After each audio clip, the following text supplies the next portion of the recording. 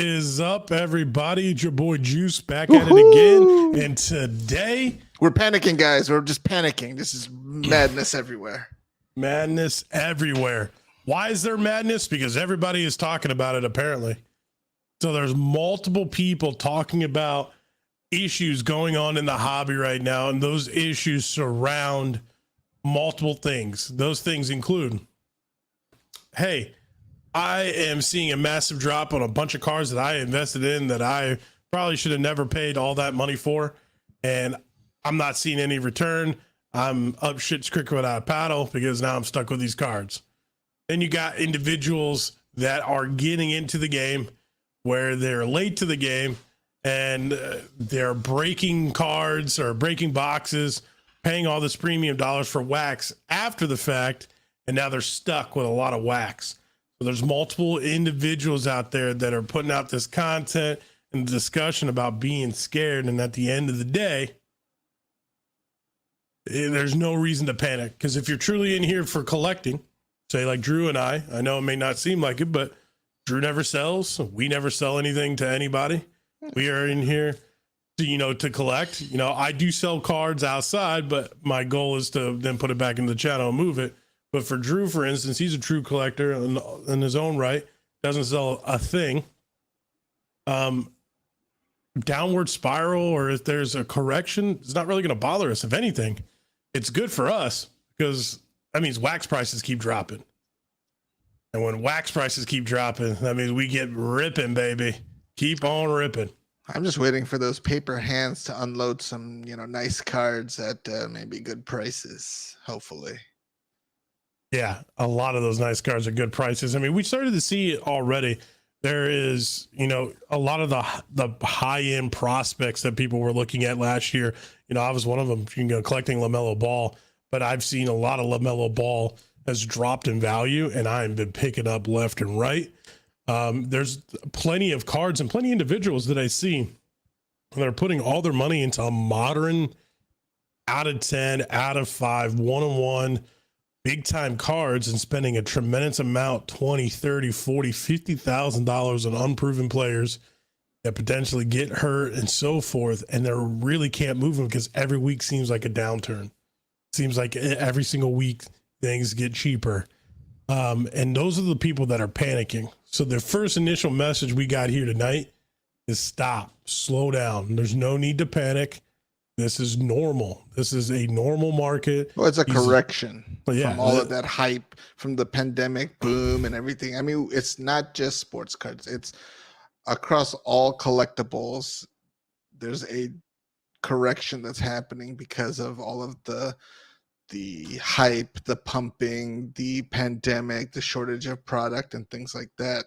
So now it's time for everyone to focus and hone in on the specific cards that they want to collect. There's no point in now trying to collect and think that these like base silvers or any base cards or, crazy inserts are going to be, like the people going to pay whatever prices they want from $100 for, Justin Herbert base, because so many people graded those cards and chased after those cards. So the market is going to be flooded. It's better to now focus, like you said, on the out of 10s, the out of 50s, the 99s, the numbered parallels, the super short prints and things like that. Things also, that, might be either scarce or, it's a finite number. Yeah, and also you got to take a step back too, and there's so many individuals like, yes, go after those low number parallels and so forth, but also do it on proven players. Do it on players that, unless you're planning to hold like really long term. Like you got to think, if you got the two different mindsets. Either you got to be, investing in rookies that you're prospecting and then hoping in 10, 15, 20 years this person, has a great career, has a lot of championships under their belt, becomes a proven player, and then you can capitalize. But if you're looking for that quick flip, I don't think that risking it, well, I mean, it may not be too bad of a gamble if you do it right. Buy it when it's low and sell it when it's high, but it's very risky. I don't know. You got a lot of individuals out there that are flippers for their job. Is what they do. And you know, they're buying cards and flipping them immediately. Their big thing is don't hold on a card for too long. Now, granted, I feel like sometimes it's robbing Peter to pay Paul. Like you're moving stuff around and it's the same stuff over and over again. Same cycle of individuals at times that just keep selling cards back and forth to each other. So I don't know how long that can last, but the people that are doing it right and doing it well and have a large enough audience and go to the card shows and sell to different people, you know, they're grinding and it's working out. As long as you stay in the trend where you're buying cards, like you said, at the right price and then selling immediately, not a long-term hold or holding, it's a quick flip, you're going to probably be just fine because you can adapt to any market. It's those individuals that unfortunately spent a lot of money on Kyle Trash out of 10 or on freaking, you know, Trey Lance cards, going to ham on Trey Lance and try to make a quick buck and just buying and then try to flip that because anything. Look what happened. He got injured and his card market plummeted, absolutely plummeted. It was already going down into decline, but it just dropped. It accelerated. Yep. It's terrible. And a lot of people are just getting hung out to dry. And I think those are the individuals that are a little scared, and rightfully so.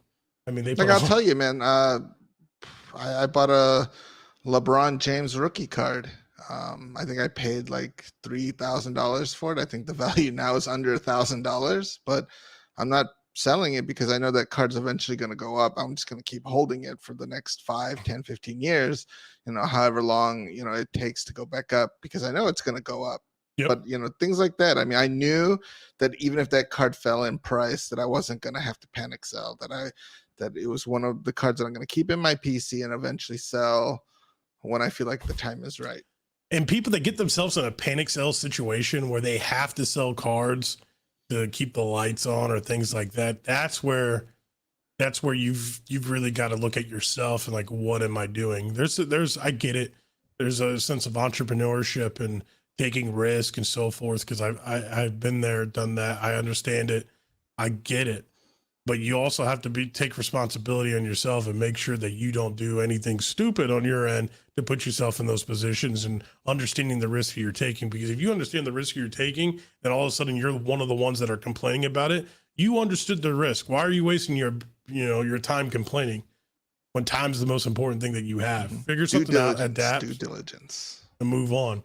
So let's jump into the comments here. Say hi to everybody. That's the little intro that we have here, the topics that we're going to talk about today, and we can get a little bit more in depth with them.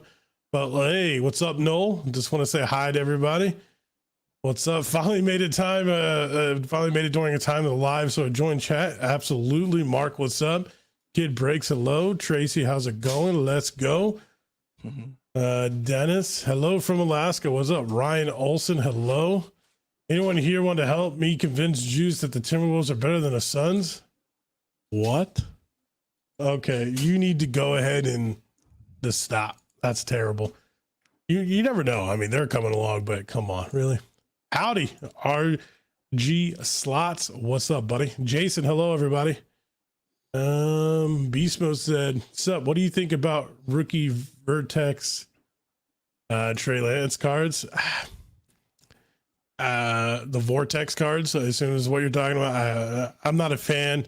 And, unfortunately, Trey Lance, if you buy him, he's a long-term hold. And you're taking a chance. That's really what it is. Come on, guys. We need diamond hands when you're doing anything. Diamond hands? Uh-oh. Yeah.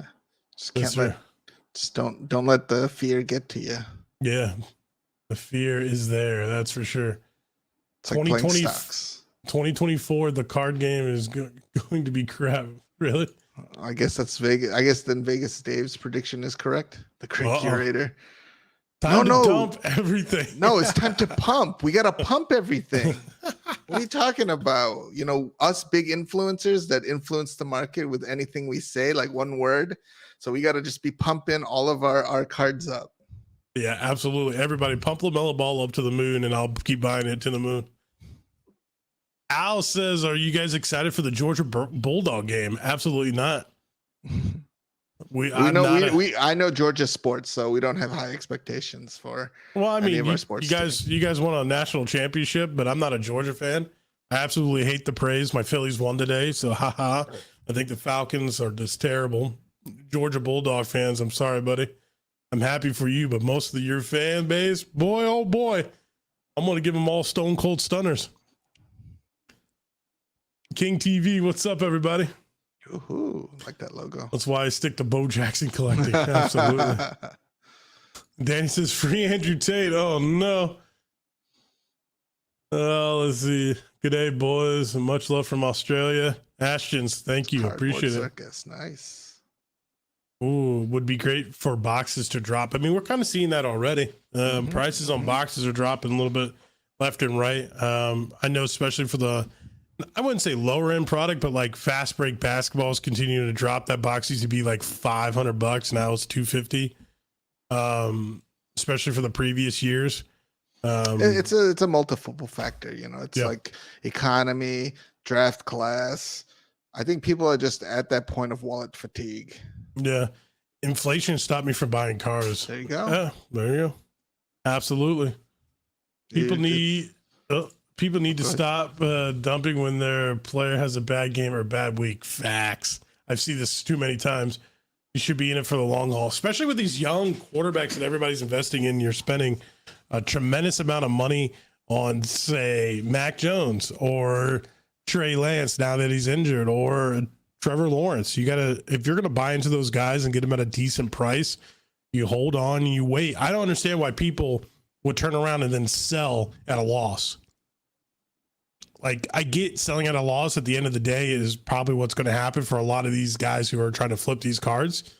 But like, to your point, Todd, after one game, after a game they're bad in, selling like right after. Well, that's a different mindset between a flipper and a like investor slash collector. Yeah. Because, you know, most people are investing because, I mean, most rookies in the rookie season aren't going to have some kind of like immaculate season right off the bat. You know, it's going to take them time to develop and get into a system and to build themselves up. So I mean you can't really say like, oh, Trevor Lawrence had a bad game today, you know, I'm going to sell his cards for loss because he lost so bad, and that means he's going to be crap for the entire rest of his career, you know. Yeah, like, again, it's just that mindset of these individuals that are hurting are the ones at the end of the day that got themselves some pickles. And what I mean by pickles, they overextended themselves with their wallets and they have to make decisions. And you're going to see a lot of newcomers are the ones that are probably going to be the first to leave. What I mean by that is individuals that just started breaking in the past year, individuals that are trying to flip cards in the past year.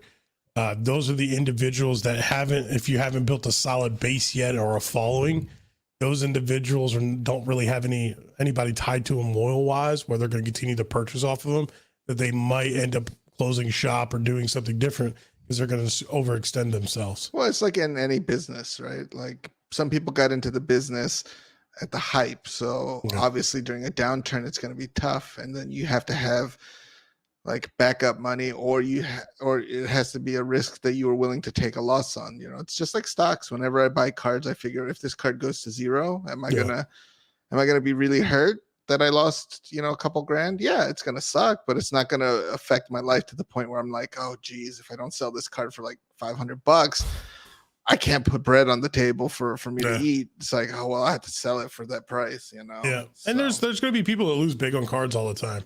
I've lost big on cards like an Aaron Judge, like, buddy, lose 20 grand on a Judge card. I mean, that hurt me. You do. That hurt me. Hey, but I mean, I didn't like baseball, and someone you know really liked Judge, and he heard, and good for him. Good for him. Yeah, there we go. Let me lose some. Tropicals, even with the correction, we should still see some outliers, shouldn't we? And we have. There's been all-time records set every single week with pricing of cards.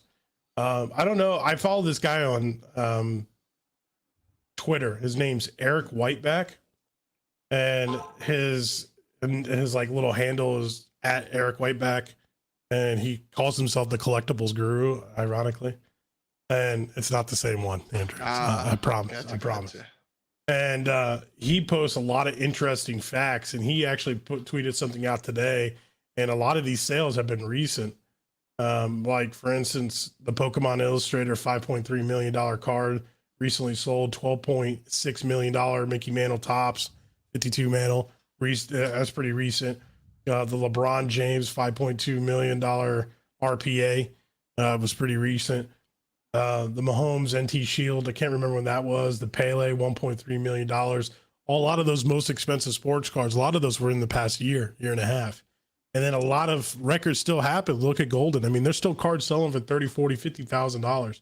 So there's still some premium cards, but again, you're seeing them on not necessarily proven players, because I've seen Anthony Edwards, but he's to the point now where it's a couple seasons under him and he's not necessarily proven, but you could tell that he's going to be something special in the league.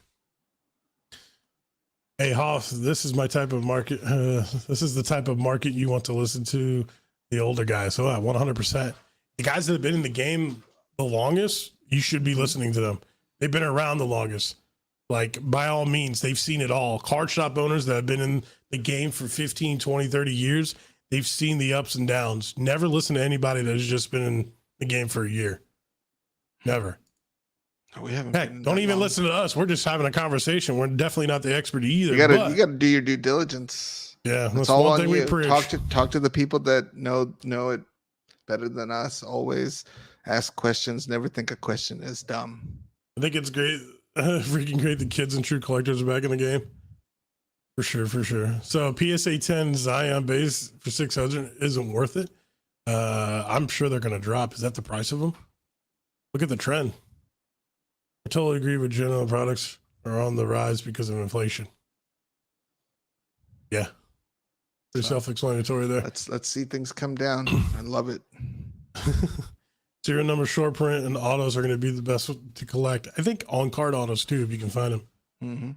Sell everything now. Someone like me, I can't spend $25 for a pack of cards. Oof. I don't remember the last time I paid $25 for a pack of cards. Come 2023, the world is going to get worse. Hunger is coming. I don't know what this guy's talking about. I think he's just saying random stuff just to poke buttons and be funny. Probably. Only young guy to invest in basketball is Luka, already 3-time All NBA first team Hall of Famer at age 23. I disagree, but sure. He's definitely the one up there. I got a few though, but got a ton of rookies might hold for a while. There you go. Ant-Man is definitely a buy. Facts. I do hate it for everyone who came into the hobby and helped make it boom. Lots of attention to it, but it's about time the market comes down, just like with houses, crypto stocks, etc. Yeah, it's everything's cyclical. Yep. You know, you got to ride the wave. Here's a good one. Maxie's doing well this preseason. He absolutely is. Matthew says, got a big PSA order to go out the next week or so, doing the $30 level, so I remove any cards under $50 raw. I mean, as long as you don't think the card value exceeds the value of the $30 level and you don't want to get upcharged, I would just focus on that. But yeah, that's a good one. Now someone says, go Pistons. Oh, no. I just pulled a Mac Jones tie-dye cut out of 25. Not bad. Pretty solid. But, I mean, the card is nice. The player, questionable. Hey, I got Drew to finally admit it. Questionable. Oh, why do you think I traded that silver auto PSA 1010 at National? Questionable player. That's why. 100% why. This guy also posts some amazing facts, not to go off on a tangent. But for instance, Justin Fields has exactly 1,000 different one-on-one rookie cards. 1,000 different one-on-one rookie cards. Wow. That's nuts. 1,000. Sheesh. That's absolutely insane. Luka could retire today and he would be in the Hall of Fame already. I'm not denying it. I just think there's more people in basketball you can like that are young. The people who are panicking are those who overextended themselves and only saw the money and not the hobby. Facts. I gotta go to the store to purchase trading cards. There's none. Then I watch a YouTuber and see them open 20, 30 boxes. Yeah, I mean, it sucks that that happens and you see that, but I'm telling you right now, the YouTuber is probably not the one sitting there buying all those boxes. I know it looks like it, but I guarantee you there's a lot of like flippers and scalpers. There's boxers on there all the time now, though. That's the stuff that doesn't sell. Yeah. But it sucks. I agree with you, David. The collectors are leaving, or the collectors are all loving this. Sorry. Yep. Many people were trying to hit it big. Facts. Jim. Yes. Do you guys still buy the newer Pokemon stuff? Ooh. I do not. I do not buy the modern stuff. We do sometimes. I collect a little bit. By we do, I mean Kat and I. I buy a little bit of the modern stuff every now and then. I am interested in this newest Pokemon set coming out because the alternate art Lugia looks phenomenal. Yeah, looks phenomenal. I would love to get my hands on those a little bit, but we'll see. But hopefully it answers your question. There you go. Expo Game says smash that like, people. Ooh, we are. Ooh. No spicy chips tonight? No, and I don't think we're ever going to do that again. Yep, no more was chips. Just death nuts. That was rough. Spicy gummy bears, death nuts. Here's a good one. I've noticed recently is that a lot of whatnot breakers aren't getting their money back on a good amount of their breaks. I've seen a decent amount of reputable breakers get pretty frustrated. 100%. When you're the problem with the auction model, and I know some of them set prices and whatnot too, and it's not just whatnot. There's Drip. There's a couple other platforms out there you can do these breaks on. But what's happening is when they buy their product, they're buying their product already at a cost that is higher than what the product is probably selling for at the time. And then they're trying to make money on top of it. And people are now just getting tired of it. They're not paying those prices like they were anymore. And with whatnot, there's a pretty, I don't know about viral video, but there was a breaker on whatnot not too long ago. I'm going to say maybe a month or two ago, where he did auctions for his breaks, which I don't think you should ever do. But he did auctions for his breaks, and when he did an auction, like you just said, he got really upset because just for semantics and the story, say the spot he wanted to be at $80. But the spot sold at $30, $50 less, and basically got frustrated with everybody because no one wants to pay those prices anymore.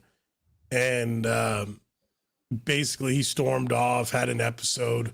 I haven't seen anybody get that frustrated since, but you could tell behind the scenes that a lot of breakers are getting frustrated, especially with newer breakers that have been in the game for about a year, where they put a lot of their own capital behind these products and they purchase them at a very high cost, and those products continue to drop. So they're going to end up losing money. Well, eventually people were going to become aware of like what the industry average on prices were going to be. I mean, you could just go to any Instagram and see all of the breakers who break there. And you could easily see what the going rates for things are. And then people were just now realizing, I'm overpaying for a lot of this stuff. Ooh. And it hit them like a ton of bricks. And eventually, all of these, sites that have come up that are new to the auction side and things like that. I've seen a lot of them price things reasonably, and they don't do auctions that often. It's mostly just buying products outright at a fair price. And that's a lot better model to go than for some of these auctions, unless you do it in a way that it's truly random so that you can bid. And then obviously as the better teams are remaining, the value is gonna, you can auction off things higher, but but it depends on how you do it. It's just not a good spot. It's not a long-term, it's not going to be something that's going to sustain long-term. Another reason why we never got into breaking for everybody. It's just not something that you're going to make, you can make happen, especially right now. Right now at the peak of the market, starting a breaking business at this point is just unfortunately not the wisest move. People Unless lack, you have a source of product, really, like good correct. pricing. Yeah, but that's rare. Mhm. Extremely rare. Got to know a lot of people. People lack patience. Holding for a year or more is very foreign to a lot of people. I think it's more foreign to the younger generation, because I think the younger generation is so Everybody's used to about being. that instant. Yeah. I want instant gratification. I want instant money. I Yep. want instant 10x on my purchase today, Yep. because that's what happened during the boom. You could buy a card today for $100, and then you could sell it the next day for 150, 175, and wow, it was Neither easy. double your money. Yeah.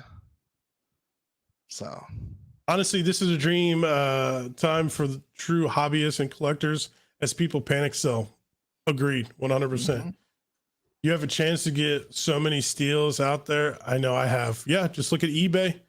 Auctions are a prime example. The Whatnot streams, you know, if you do it right, you just got to be careful though, because there's still Whatnot streams and drip streams, and this is nothing against Whatnot. They're just the main person in the auction house. I've seen another app that I won't name because it's very small still, but I've seen them sell packs for ridiculous cost. But there's still people upbidding and it looks like actual purchasing items 4, 5, 10x what the actual value is, which is crazy. Yeah. Just remember, always do your research on any of the products you buy on these sites. Just make sure you're getting a fair price for it. This is why people say collect the GOATs. You could never go wrong in investing in LeBron, MJ, and Brady. Now, to Andrew's points, you will continue to see that ebbs and flows, right? He bought his LeBron at a pretty high peak. It was still a little low for what the peak was at the time, but pretty high at $3,000. Now that card's roughly $1,000. But Drew knows that if he holds on to that, it'll go back up. So agree with the statement, but still, like we've been talking about, do your due diligence and understand what you're getting yourself into. It's got to time the. I mean, you know, obviously people say in the crypto world, you know, don't try to catch a falling knife. So as the price drops, don't try to keep trying to figure out where the bottom is. Just wait, and when you think the time is right, you just pull the trigger, and then you just stick with the decision that you made at that point. I mean, I was buying Bitcoin when it was up at the $20,000, thinking that it was gonna hit 100K. It dropped to $3,000. I didn't panic sell because I believed in Bitcoin. So there you go. Continue to believe. yeah. Thoughts on Panini Instant? I'm not a fan, but some people are. I think it's just another Panini product that they're trying to sell. For that almighty dollar. Yep. Juice will write all this down, buddy. We're recording it. Ant-Man cards seem to be soaring though. A lot of his high-end stuff is just rising from what I've seen. Facts. It has been, but that's a player that, you know, continue to prove himself. Like there's going to be individual players that are relatively modern that you're going to be able to grab and hold on to and possibly see growth. That's what the hobby and investing is about. It's just everybody thought that of everyone at once. Like for instance, when all those quarterbacks came out in the draft, Davis Mills, Mac Jones, Trevor Lawrence, Justin Fields, Trey Lance, Kyle Trask, you had 6 quarterbacks there that everybody's paying tens of thousands of dollars for when it comes to high-end National Treasures product or whatever it may be. And realistically, almost one quarterback in almost every draft has a decent career. Mm-hmm.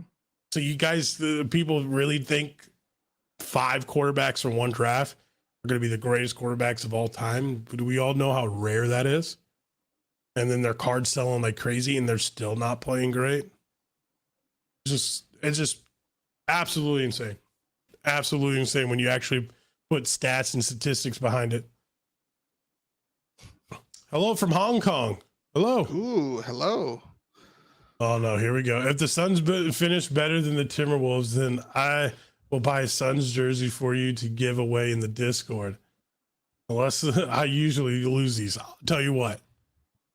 If the Suns finish better, you buy the jersey. If the Timberwolves finish better, I'll buy a Timberwolves jersey and we'll give it away in Discord. Ooh. No, spam the Discord link. We got giveaways going in there right now. We have a Pokemon giveaway, a Gengar, and we also have a Trevor Lawrence gold press proof PSA 9 that we're giving away right now in the Discord. So if you guys have Discords, Noel, please spam the Discord link. Let's get some people in there. There are Looks a few like- criteria for that press proof, though, so make sure you guys stay active. You just got to be active. That's be all active. it is. Yep. Don't come in there thinking you get a freebie. Well, there's people in there that are part of the community. Yeah. Hey, we got to catch up. We're pretty far behind. We far behind, and we still got a lot to discuss too. Yeah, we talked about why people are scared, right? We went over that. So basically, don't be scared. Don't be scared. There's a lot of opportunities out there for you guys. We talked about who is scared. My dogs are going nuts right now, people. We talked about who was scared, and it's those people that are overextended.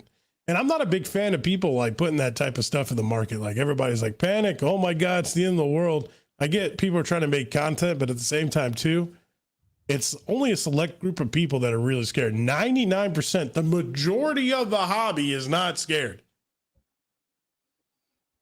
Majority.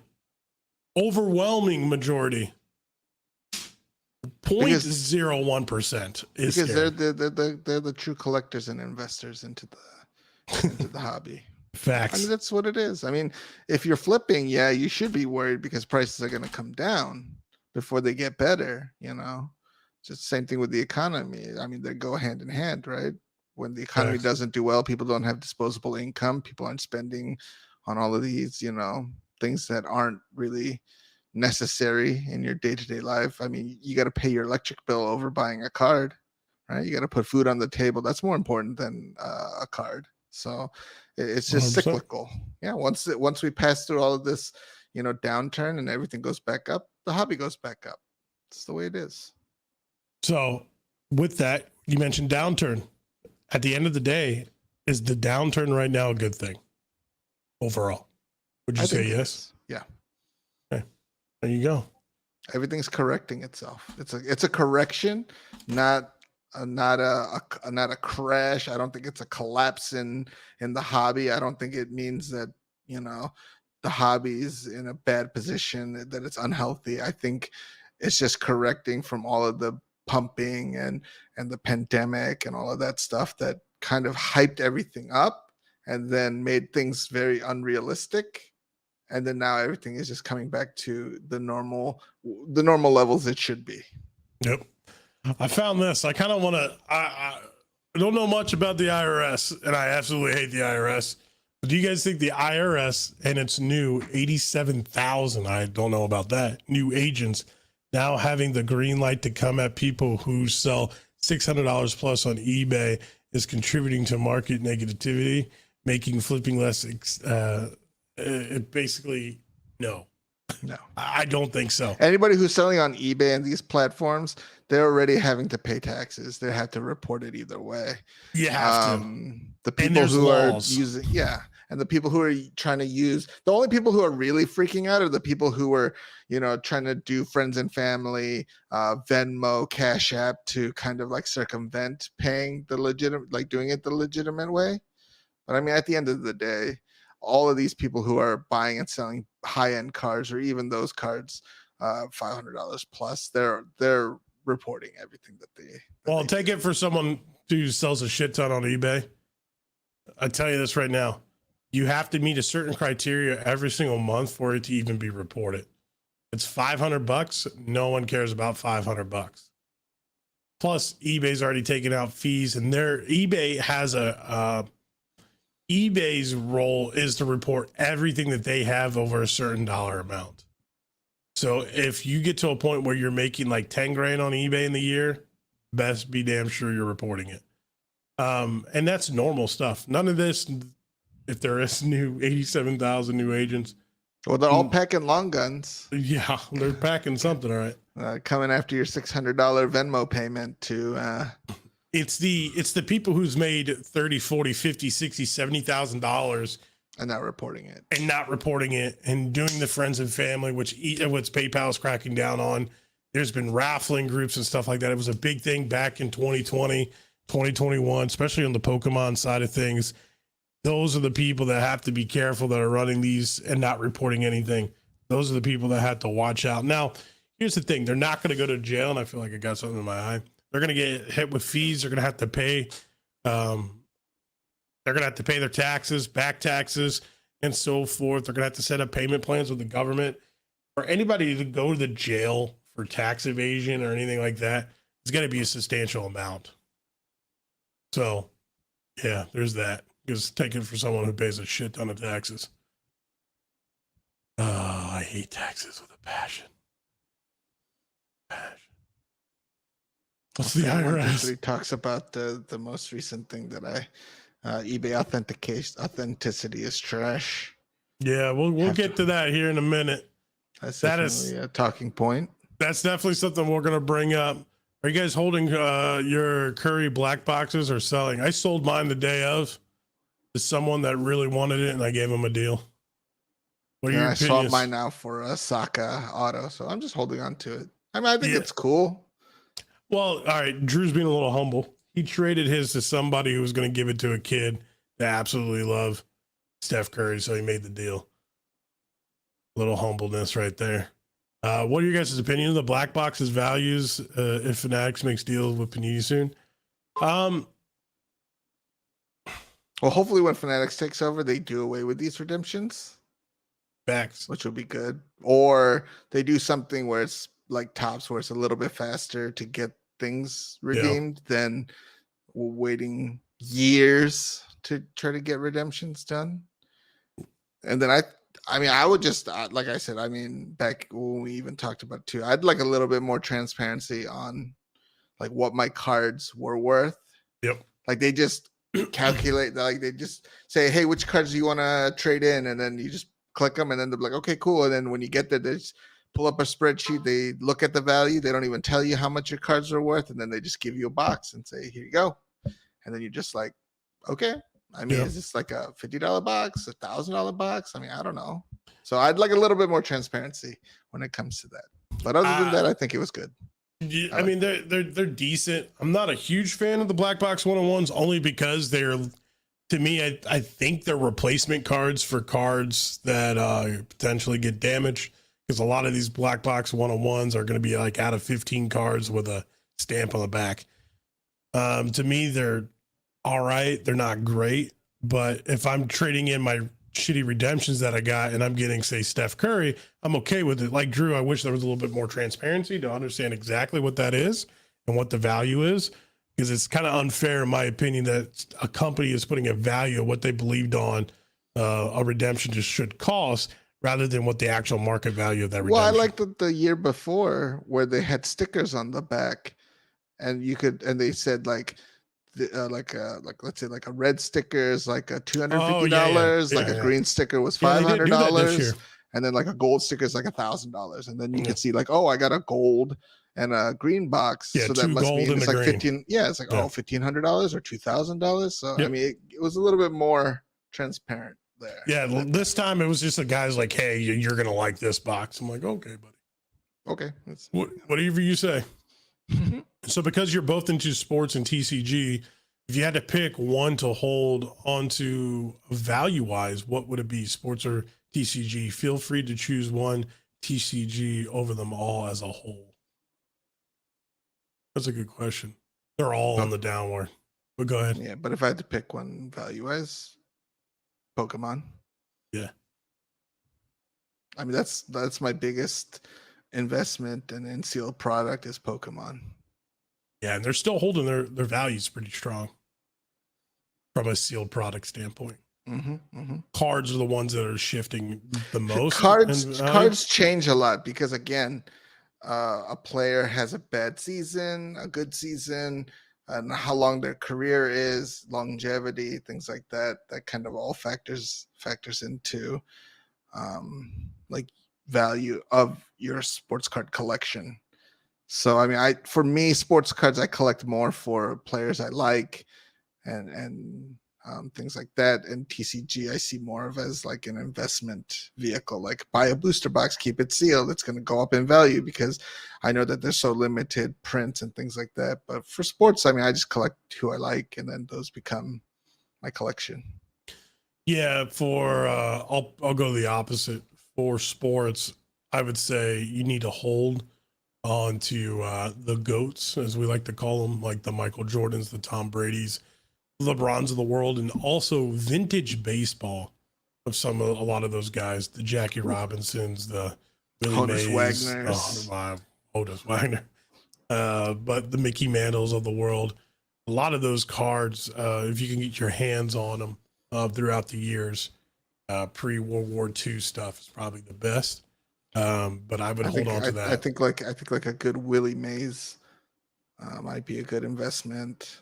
Yeah. You know, Hank Aaron was a good investment. I mean, it still is, but it was probably a lot cheaper when he was still alive. Unfortunately, a lot of the vintage cards and things like that, you know, have a certain value when they're alive, and then when they pass, you know, their values tend to go up and things like that. So, I mean, vintage baseball is always a good place to look. I mean, Ted Williams, Babe Ruth, if you can get those, you know, always good. Yeah, if you can. How long can you typically wait for a redemption? I've been waiting since February for a base Cooper Cup auto from Playoff Hobby. Oof. I mean at National, 3 people years. were waiting. People were waiting. Some people were waiting like 7 years for Yeah. autos. So It's been years, buddy. Good luck. Good luck. You're more than likely not going to get the card. I'm sorry.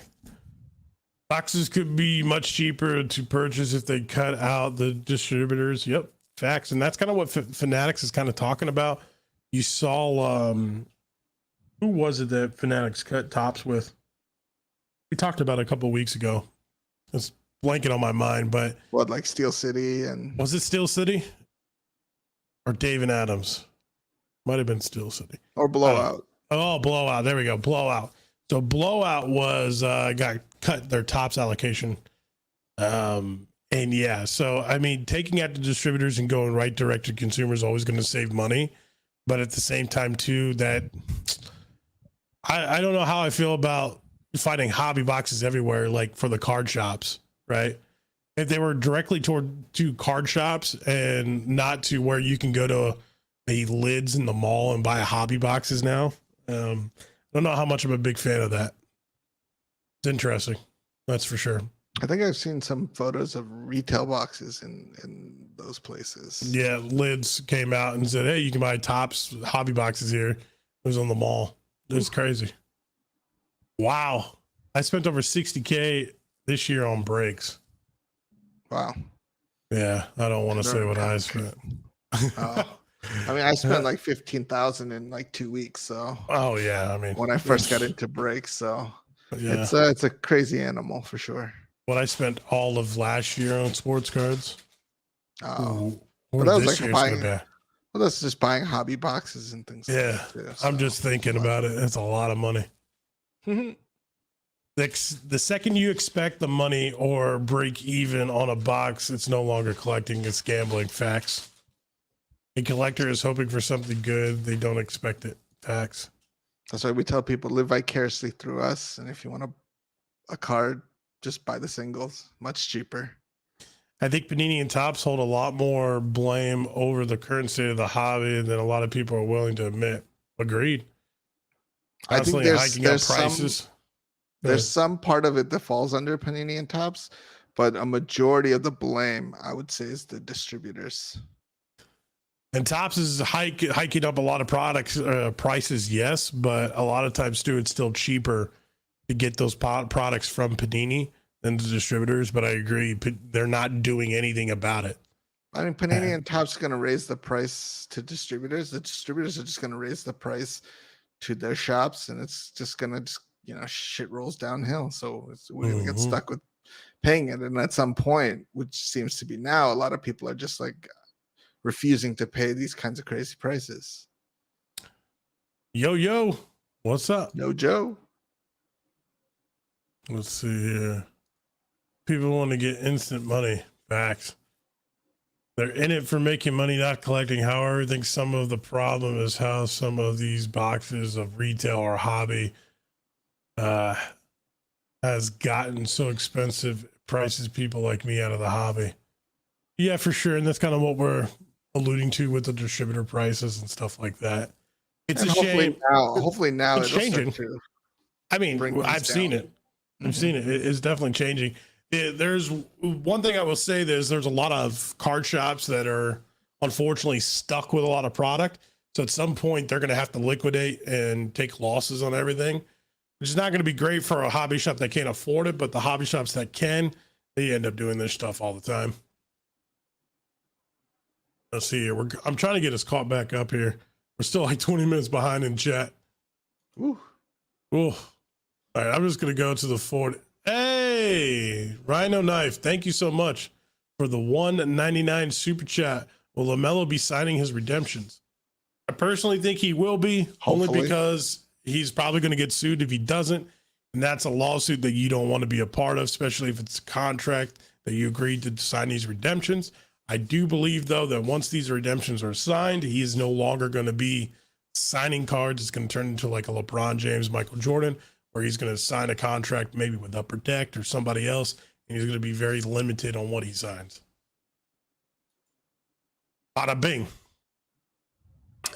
If Fanatics takes over all over places, do away with non-licensed in like 20-40% of the trash sets that are out there, focus on quality of cards and getting redemptions filled in a timely manner.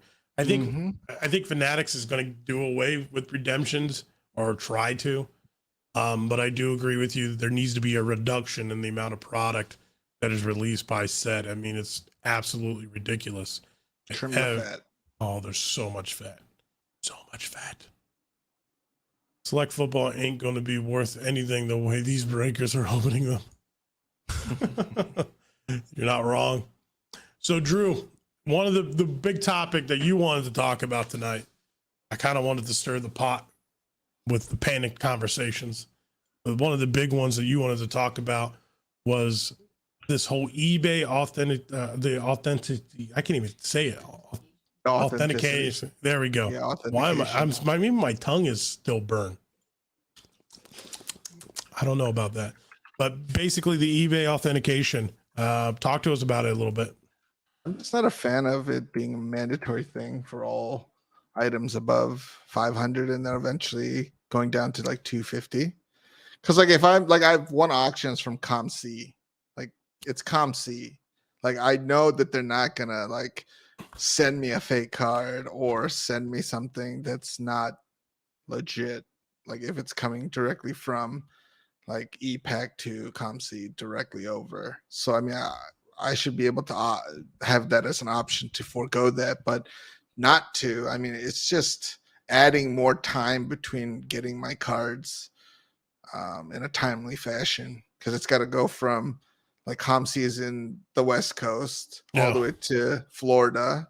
Like I think SGC is the one who's authenticating it, and then has to come to me. Now imagine if it has to go back to the West Coast. Like that extra transit time of a week is no bueno. So I'm not a real fan. Are they making it an option now? No, I think any auctions that you win over 250 or I mean over 500 automatically has to go to the authentication. Interesting. I read somewhere that they're going to be updating that piece because there's been a lot of issues. Hopefully, that's what I'm saying. With people. Yeah, there's been a lot of issues with people getting a lot of their authentic eBay guarantees stuff in the mail and it's completely destroyed. Or there's been plenty of people that send in legitimate cards where eBay can't authenticate them and say they're fake, and then they send them back in worse condition than what they sent them in for. It's one of the most ridiculous things I've ever seen. It should be an option and should not. Like you're buying off eBay. I get it, what they're trying to do. The premise and the idea behind it is fantastic, right? You're trying to give the buyer that safety net of, hey, we're going to check and make sure this card's legitimate, because there has been a lot of fake cards out there in the world, especially in the Pokemon side of things. There's so many fake Pokemon cards where people get screwed over all the time buying those type of cards. But when it gets to a point where there's malpractice in the sense of, hey, this is eBay got this, they sent it to whoever they're sending to, ComC, SGC, whoever's looking into this, all of a sudden they take it out of the package, they look at it, they don't package it back up, they damage the card. Like there's so much terribleness that's going There's on. too many moving parts in a part Right. in it that's I think is unnecessary. And it's just I feel like if it's optional, it's better. I don't know if having everything to go there makes sense. And then I did see one person who sells fake slabs who were bundling them into lots. I And then saw that. lots, if you sell them as a group or a bundle, they don't have to go to authentication, So which doesn't stupid. make sense. So his way of doing it was, just putting it as a bundle, selling fake slabs, and then he got around the authentication process by doing it that way. Real quick, I just want to say thank you for the $2 For the $2 super chat. super chat. Sports cards turn into a business rushing for money. Facts. But absolutely agree with you. It's one of those things that need to go away eventually. Hopefully, or change Or drastically. just change the system. They have to do something. Because now, like sealed product, you get it. You have 3 days to file a claim for cards or any products, which is the stupidest thing I've ever seen in the entire life. Oh, which is why like PokeRev got screwed out of his, thing, because obviously he's a busy guy. He doesn't always check everything right away. And what happens if you want to keep products sealed, and then later you open it and you find out it was resealed? Then what? Your SOL? It's like. yeah. Some of the practices, I get why they do it, but I think it does more harm than good. Here we go. Oh, here we go. I just had eBay not authenticate a card I bought that I know is authentic. But not only does it add weeks onto getting the card, but now I won't get it at all. It needs to be a buyer's choice. So you as the buyer are willing to accept that risk, because we have the entire time before eBay put this policy in place to purchase that card. Now, how big of a risk is that, right? I think that's where eBay decided to step in and create this program. But I agree with you. I think it needs to be on the buyer, and it needs it just that's to make it as simple as possible. Maybe they need to add distribution zones too. Mm-hmm. Different areas so that the West Coast can send it somewhere on the West Coast, make it faster. Because again, like ComC's all the way in Washington State, comes all the way to Florida, and then if it has to go back to California, especially when it gets to California. When it gets to California, it adds an extra 3 days on everything. Yeah. Like there's so many spots in the United States where mail just sucks at traveling. And it's going to be the bigger density type of cities and states that have all these people and all these other areas and zip codes and stuff where the mail just has to travel through. So I agree with you 100% on the buyer. Take that responsibility like we always have been. The cost will stay what is coming down to now. The problem is people are submitting everything for grading and no common sense. Why? People like to grade cards. Most of these cards I don't think grading's ever gonna get as cheap as it was before. Oh no. Bulk is like $22 right now. It's gonna help weed them out of having to grade like a $2 or like a $5 base card at like $9 a card that they'll sell for like $20. So once it gets that out of the way, it'll be a lot better.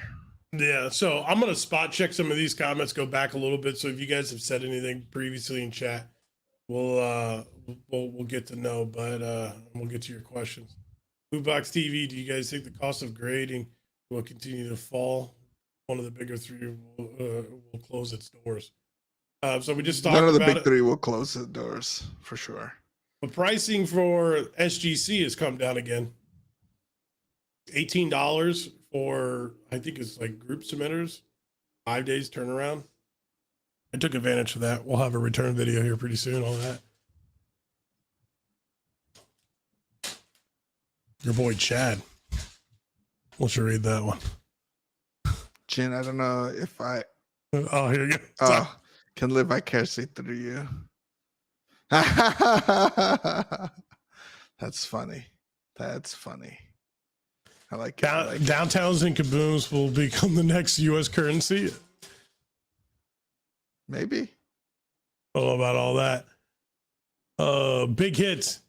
You need to use those points or sell them. That's letting Panini off if you don't use it. Facts. So someone, I guess, was talking about using the You can Panini also sell points. them back to Blowout. You can. I Blowout did does that. have a program. Now, I think the value of the per point changes, kind of like the stock market. Like one day it could be like 10 cents a point, and then the next day it's like 6 cents a point. So there's a fluctuation there, but it's also a good option where you can get it at store credit and then just get some boxes or things like that. Because I know some of the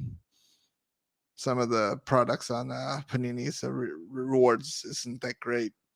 And Dude, now that it's they've terrible. and now that they've and now what's worse is these white sparkle packs are now being sold for money. They're doing reverse Dutch auctions, and it costs cash now instead of redeeming for points. So it's like, which is the only reason why you would have points. Yeah, like white sparkle packs or the white sparkle boxes or the white boxes.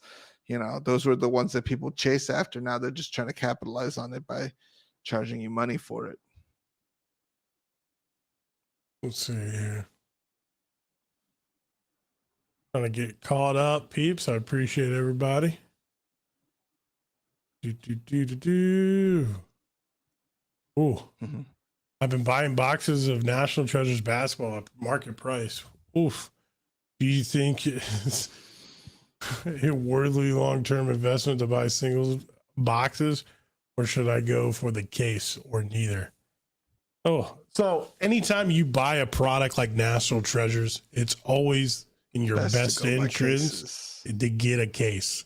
The reason being is more often than not, these boxes and the cases are loaded unevenly. What I mean by that is there's like one major box that'll have maybe like the case hit. Correct. Some boxes might have multiple rookie RPAs. Some boxes might have, just pretty stacked boxes, and the other boxes are just trash. Same concept comes with flawless. You never want to buy a flawless case by itself. You want to buy the entire sealed 2 cases that come bundled, because 9 times out of 10, when you open up, one is a banger and one is not. So there you go. Now, if that's only if you have the money to spend. If you don't have the money to spend, don't be buying that stuff at all. Yeah. Because they're not cheap. $5,000 per box. You're looking at like 20 grand a case. Ooh, that's a lot. There you go. See, right there. He just bought another case right there. Cha-ching. Cha-ching. I think we talked about this a lot early on, Brett, but if you weren't around, our thoughts on flipping cards. I mean, there's nothing wrong with flipping cards. I just think you got to be smart and do your due diligence. You can't just be flipping cards and then holding on to them for weeks at a time, months at a time, because you're going to get stuck with them. I've seen plenty of people get stuck with a lot of modern holy grails that are very, very difficult to move. And then when those players get hurt or injured or whatever it is, have a bad game, people panic sell and they lose a lot of money. So just be careful. When's Culture Collision happening? Someone said, I think at the end of January. Yeah. We'll be there with Louisville sports cards. Woohoo. Woo-hoo. Spidey Hits stopping by to say hello, friends. Gotta run. Hey, take it easy, buddy. Make sure you guys go check out Spidey Hits if you like the Marvel openings. He'll be live after this for his. He's actually probably live now. He's live right now. Yeah. So after us, you can go watch his live and learn about Marvel. How are you? I had some good luck on my select blasters. Hey, nice. Congrats, buddy. Blasters, always good. Did you see that one I sent you on Instagram? The guy who hit that. That was it like a. Oh yeah, the 101 Mac Jones out of a blaster. What? That's heartbreaking. Sean says, "Hey, what do you guys say to people who come into a hot market with little to no education on how the market can change?" I mean, that's what people say about us. That we just come into a hot market and no education and stuff like that. Here's the thing: people are going to do whatever they want to do. Yeah, it's a learning curve. Like deal with it. You don't have to listen to those people. You don't have to partake in those people. I think that's where a lot of people get caught up on, like a bunch of YouTubers that are in the hobby. Right now is people come in and they're just sharing their thoughts and opinions, and they treat it like a holy Bible rather than with a grain of salt. So just if you don't like them, if you don't want to listen to it, I would just ignore it, Or if block you, it, and move on. or educate yourself, like do your Yeah. own due diligence and then make your decision. Like you can listen to like what a lot of people say, and it's the same thing goes for us. You can listen to what we say, but at the end of the day, it's for you to decide how you use that information. Yep. And if you don't feel like you've gotten enough information from us, always go to other people and figure out, what more information you need to learn before you make your decision. Because at the end of the day, it all comes down on you. There you go. Why are hobby boxes still expensive and so many boxes are trash? Certainly don't get your money's worth. Oh, we know the pain. Yeah, boxes are going down in price. I don't know if you've seen it or not, but they have, and they'll continue to go down in price. They're definitely super expensive still, but yeah, they're coming down. Be positive. Be positive. Here we go. What's up? I have been watching your videos for so long. I'm subscribed and everything. Is there any way you can give me a 2020 select football box? Unfortunately, no. Ooh, I don't have any. 2020 select. I don't think we have any. Those are going to be hard to find. Very hard to find and very expensive. Mm-hmm. Ooh, what do you guys think the top 5 things that are wrong with the hobby right now? Oof. I would say one of the things is just a lot of misinformation or information being portrayed incorrectly, or people just jumping the gun too quickly on things, the issues that happen in the hobby without a lot of context or clarity. I think that's one of the big issues that that's with the hobby right now. And then too many people trying to capitalize on a lot of things that should be free. Like information for everybody should be free. I mean, I know that they do all of the work of, collecting the data and sifting through, but at the end of the day, I mean, I don't think they should be charging you for that information that you could do yourself, look up on 130 point. It may not be as nice as, charts and graphs and things like that, but I mean, what's the difference between going to 130 point and looking up a Zion Williamson card versus using, something that costs money per month? I see what you did there, Drew. Yeah, so I think those are the 2 big things. Hold on, real quick. You're talking about a free app. Let's make sure everybody goes download Collector. You have TCGs. Make sure you guys check out Collector. Sports soon to come. There's some sports cards already in there.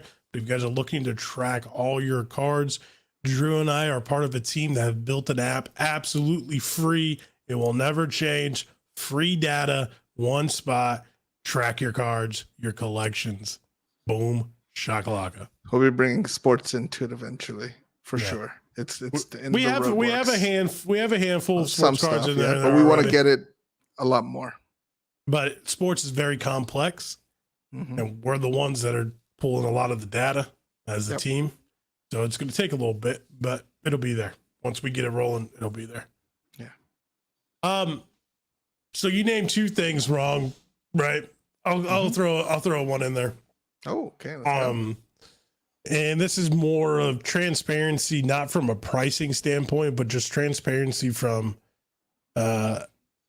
companies. And what I mean by that is like this, the evolution and the path of how all this works. Because like you said, there's misinformation, there's misunderstandings out there of how a lot of this works. And people are not really open about, hey, a box goes from Panini to a distributor to a shelf and so forth. There's multiple different people in there getting their hands on it. And a lot of people are directing their anger and hate and energy towards things that they shouldn't. And that creates a lot of mass confusion and a lot of turmoil in the hobby that's unneeded. People blame the hobby shops for being greedy and charging more, but that's not the case. I mean, their prices 100%. Go up because their costs are going up. That's the only reason why a lot of these card shops, why you can buy a product 1 week $500 and come back the next week and almost have to pay $900 for the same product. It's just because their costs are going up. Yeah. And it's not just because they're getting it still at 500 or getting it less than 500 and charging you 900 just to be greedy. Correct. Yeah. I just don't like when people jump on, and the biggest example is going to be the most recent Investacard issue. I mean, a lot of information there was just not properly presented, that those cards were, that the card was missing from 8 years ago. And I think things like that, like at what point does that become like, slander or a libel where you can take legal action, against having that kind of information misrepresented, So I think I like that investigative journalism that people do to bring attention to the negative sides of the hobby. Like, if somebody's selling fake cards or if somebody's, out there scamming people, I get it. That kind of thing is great. But I feel like it's getting too, like, I guess people are just too quick to jump the gun and make a claim without substantiating, the information before they come up with the article or a post, or, because I mean, that's damaging if you bring up someone's reputation and you're attacking their ethics and business practices and are affecting their livelihood. So just think about it before you start making posts, I guess. Boom shakalaka. Boom shakalaka. Well, there you go. I don't know if I can come up with 2 more, but I think that's a solid 3 right there. Well, I think someone said Panini redemptions. So yeah, I guess redemptions and sticker autos I would put into one. I'm tired of sticker. I'm just tired of high-end products having sticker autos. Got it. I don't want to pay $5,000 for a box and have a sticker auto, right? For sure. 100%.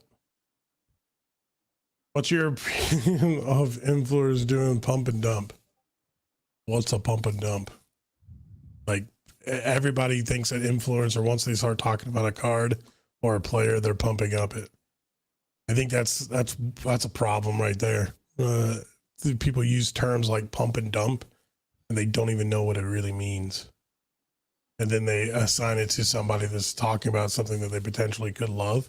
Now, there's individuals out there that are just going to pump something, but for someone to be passionate about something and so forth, we get told we're pumping and dumping product all the time because we're hoping high-end stuff and having a good time about it. I mean, we talk about it. It's like, ooh, we believe in Lamelo, and then you have a Lamelo collection.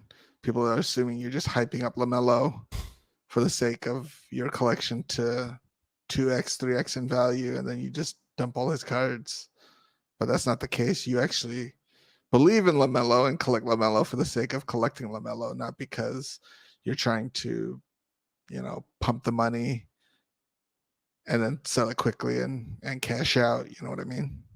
Yep. 100%. So, but again, don't always listen to influencers. You can take their opinion, but always do your own research and then make a decision. Don't just assume, because Lootbox says they're high on, I don't know, Taysom Hill.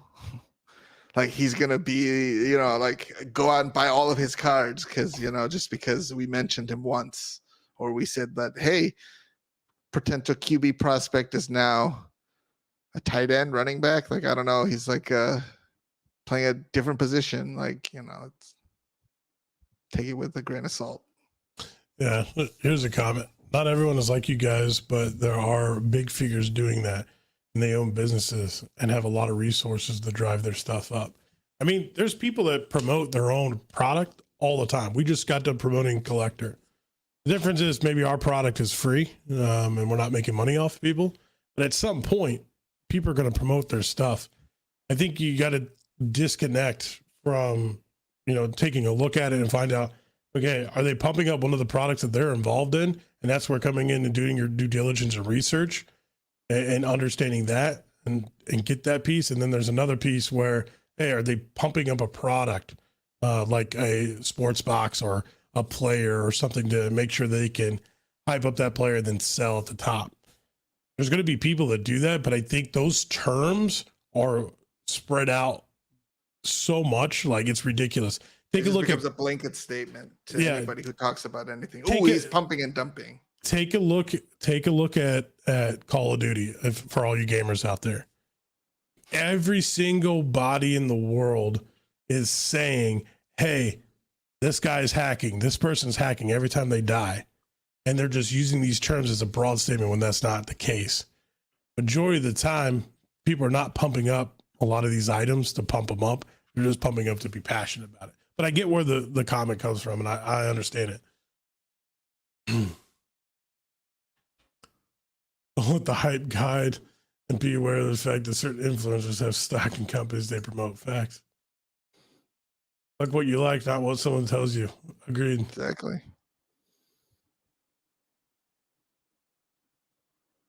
Neil has a very nice little icon. I can't tell which soccer player it is. Neil, the one who says. It looks like an English player, and it looks like maybe Henry Kane. I can't really tell. It's from. Looks like it's from Eminent. Was it Impeccable? Yeah, Impeccable. We're also adults, and they speak to kids in this hobby. That is tough to see. That's true. I'll give you that. But that's where there are kids in the hobby, right? Hopefully their parents are part of that experience with them, because there are kids that are led down the wrong side of the coin for sure. We'll see here. Uh-oh. Someone's mentioned the name. Oh, Harry Kane. He did say Harry Kane. Oh, I was right? Yeah. Oh! JW says you timing him out is whack. I saw you gave him a 5-minute timeout. Yeah. And he's in timeout again.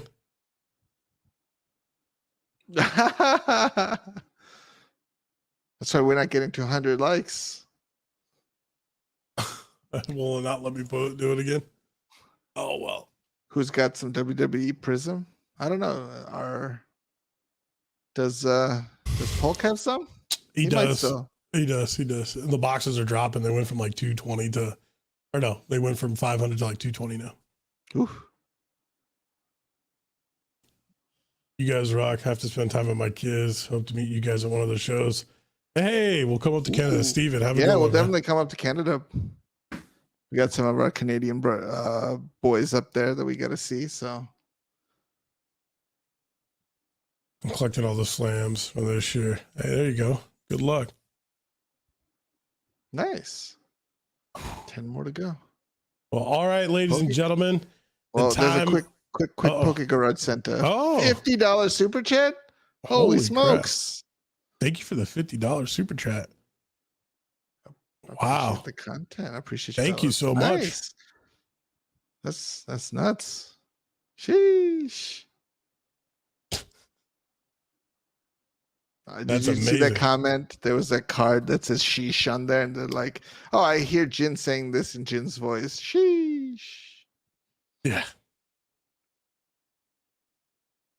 In the Discord. Join the Discord, guys.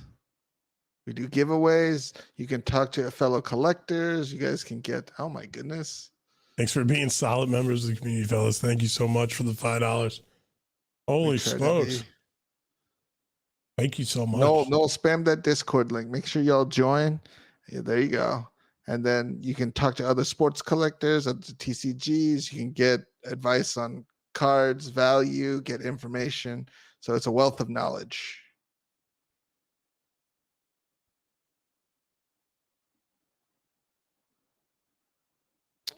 Ooh. If you were starting at Fanatics tomorrow and you had to choose 8 product lines to keep or bring back from Topps Panini for basketball, what would they be and why?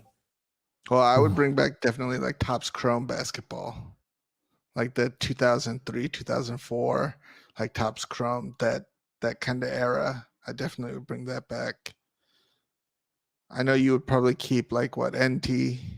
I would keep National Treasures. I would keep Prism. Flawless. National Treasures over Flawless at the moment. I know. Topps Chrome basketball is a good one. More eminence. More eminence. It's tough. It's tough. Eight's a big number. Eight's a big number. A lot, yeah. I'd be happy with 5 unique products per year. You like Prism? I like Prism. Love Prism. I like Noir's Select. good. Prism Select. Immaculate. Let's see. Impeccable. I'm just turning around. I mean, National Treasures is just by far amazing. Exquisite's different. Exquisite's not it's not Topps. See quite a few people say Topps Finest. Yeah, Exquisite is Upper Deck. Outside the box. Get your facts straight. I never seen to pull anything good from Prism, but I love it, dude. I'm the same way, buddy. I am the same way. But I can't believe $50. Thanks, man. Hey, you got here? I'm gonna see if we can spam this guy here. Let me see if he has a YouTube channel.